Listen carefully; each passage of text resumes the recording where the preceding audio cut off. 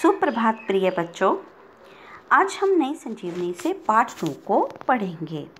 बच्चों, यह कहानी बहुत मज़ेदार है, इसे ज़रूर पढ़ना। सुनो कहानी मज़ेदार, सुनो कहानी मज़ेदार। पूछे तुमसे प्रश्न 4, पूछे तुमसे प्रश्न 4। उत्तर तुमको देने होंगे, उत्तर तुमको देने होंगे। पढ़ो पाठ को बार बार। तो बार बार कहने का अर्थ ये है कि जब तक आप इस पाठ को स्वयं नहीं पढ़ेंगे तो इसमें पूछे गए प्रश्नों के उत्तर कैसे देंगे, है ना बच्चों। तो इस पाठ को स्वयं भी अध्ययन करें। चलिए, उस पहले पाठ के में दिए गए नए शब्दों को पढ़ते हैं, जिसे आपने अपनी फेयर नोटबुक में यानी कि कार्य पुस्तिका में करना है, दिन और दिनांक डालकर सुंदर लिखावट में। तो पहला है बच्चों, ध्यानपूर्वक एकत्रित, आचार्य, चरवाहा, ऋषिवर, आश्रम, सदाव्रत, नर्तकी, स्वर्ग, पुण्य। चलिए, एक बार मैं इस कहानी का अध्ययन आपको करके बताती हूँ। बच्चों क्या होता है कि आचार्य ज्ञानदेव जी आश्रम में अपने शिष्यों को शिक्षा दे रहे होते हैं और सभी शिष्य ध्यानपूर्वक उनके की शिक्षा को सुन रहे होते हैं। ध्यानपूर्वक का अर्थ होता है बड़े ध्यान से। तो जो शिष्य होते हैं वो शिक्षा के साथ साथ बच्चों आश्रम की देखभाल भी करते हैं। एक दिन आचार्य ने सभी शिष्यों को एकत्रित किया और उनसे 4 प्रश्न पूछे। पहला प्रश्न था, यहाँ भी नहीं वहाँ भी नहीं। दूसरा, यहाँ है वहाँ नहीं। तीसरा प्रश्न, यहाँ नहीं वहाँ है। और चौथा प्रश्न, यहाँ भी है वहाँ भी है। तो सभी शिष्य सोच विचार में पड़ गए। उन्हें सोच विचार में पड़ा देखकर आचार्य ने उनसे कहा कि मुझे मालूम है कि मेरे प्रश्नों के उत्तर सरल नहीं, इसलिए मैं तुम्हें 2 दिन का समय देता हूँ।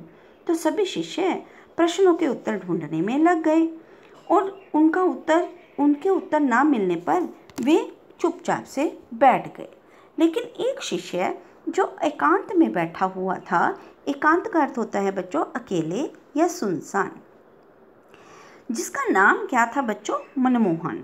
मनमोहन ने आश्रम से कुछ ही दूरी पर एक चरवाहा देखा जो पशुओं को चरा रहा था। चरवाहा पशुओं को चराने वाला।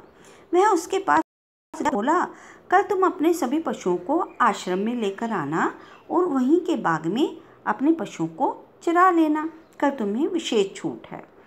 तो मनमोहन कुछ आगे बढ़ा, उसे एक साधु तपस्या में लीन दिखाई दिया।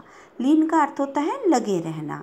उसने साधु से भी वही वचन कहे कि हे ऋषिवर, आप कल आचार्य ज्ञानदेव जी के आश्रम में आना। तो उन्होंने भी हाँ कर दी। तभी मनमोहन कुछ आगे गया तो उसे एक नर्तकी दिखाई दी। नर्तकी का अर्थ होता है नाचने वाली। उसने कहा कि हे देवी, आप कल आचार्य ज्ञानदेव जी के आश्रम में आना और अपनी कला का प्रदर्शन दिखाना। प्रदर्शन का अर्थ होता है बच्चों दिखावा। नर्तकी भी मान जाती है। तब उसे रास्ते में एक सेठ दिखाई देता है जिसने सदाव्रत लगा रखा था। सदाव्रत का अर्थ होता है दीन दुखियों को भोजन बांटना। वह गरीबों को भोजन बांट रहा था और वस्त्र भी दान कर रहा था।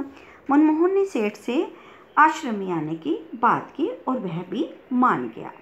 अगले दिन क्या होता है बच्चों, चरवाहा, साधु, नर्तकी और सेठ चारों लोग आश्रम में पहुंच जाते हैं और शिष्य उन्हें देखकर हैरान हो जाते हैं और उन्हें आश्रम में आने के लिए मना करते हैं।